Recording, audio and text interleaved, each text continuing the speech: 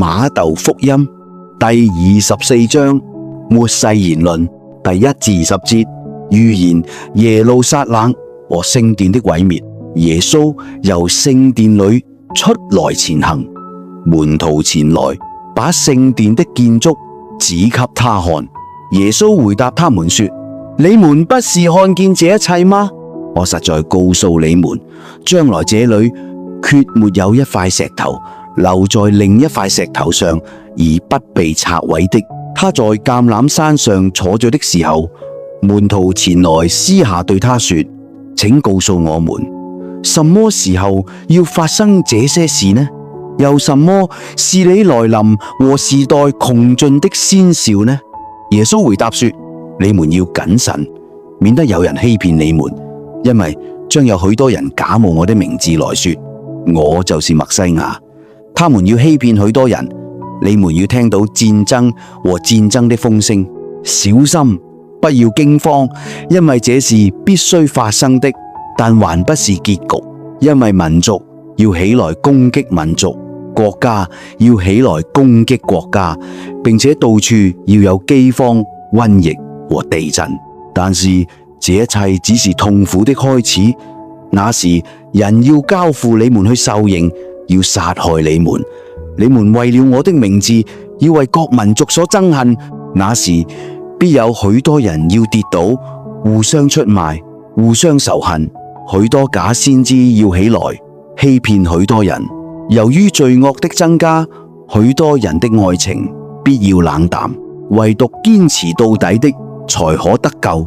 天國的福音必先在全世界宣講，給萬民作證，然後結局才會來到。所以幾時你們見到達尼爾所說的招致荒涼的可憎之物已立於聖地，讀者應明白，那是在猶太的該逃往山中，在屋頂上的不要下來從自己的屋裏取什麼東西，在田野裏的也不要回來取他的外衣。在那些日子內，懷人和哺乳的是有禍的。你們當祈禱，不要叫你們的逃遁遇到冬天或安息日。第21至28節，人子的來臨，因為那時必有大災難，是從宇宙開始直到如今從未有過的，將來也不會再有。並且那些時日如不縮短，凡有血肉的都不會得救。但為了那些被選的，那些時日必將縮短。那時若有人對你們說，看默西亞在這裏，或說在那裏，你們不要相信，因為將有假默西亞和假先知興起，行大奇蹟和異蹟，以致如果可能，連被選的人也要被欺騙。看我預先告訴了你們。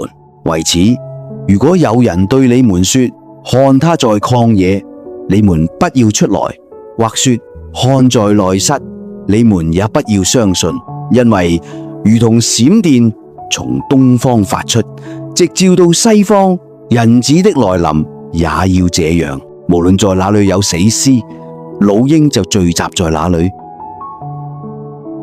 第29至31節，人子來臨的先兆。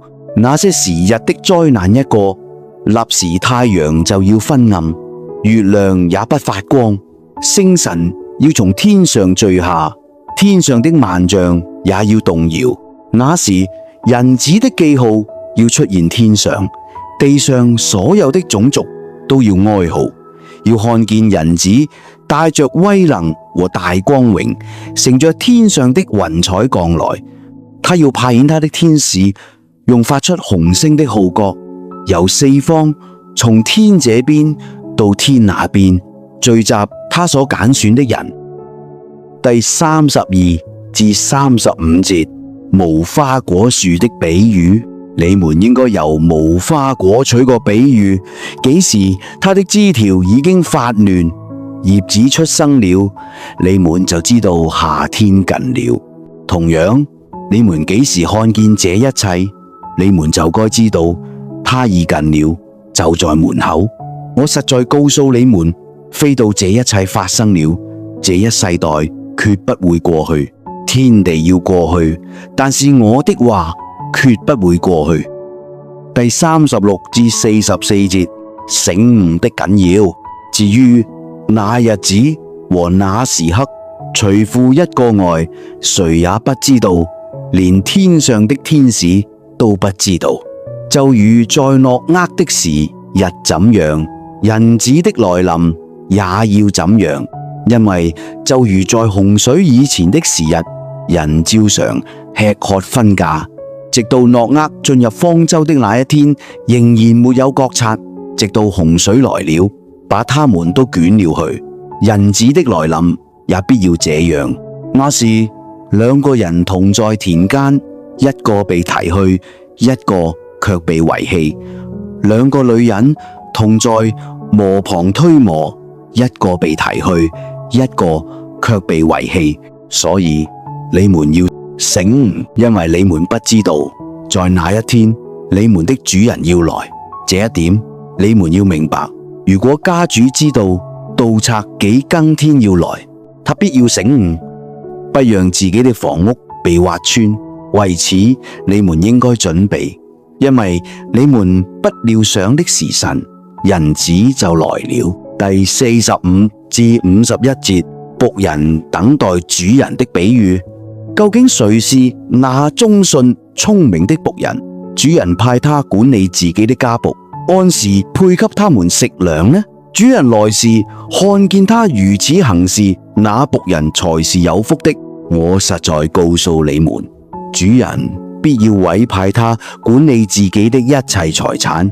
如果那惡僕心裏說，我主人必要遲延，於是開始拷打自己的同伴，甚或同醉漢一起吃喝，正在他不期待的日子和想不到的時刻，那僕人的主人要來到剷除他，使他與假善人遭受同樣的命運。在那裏要有哀號和切齒，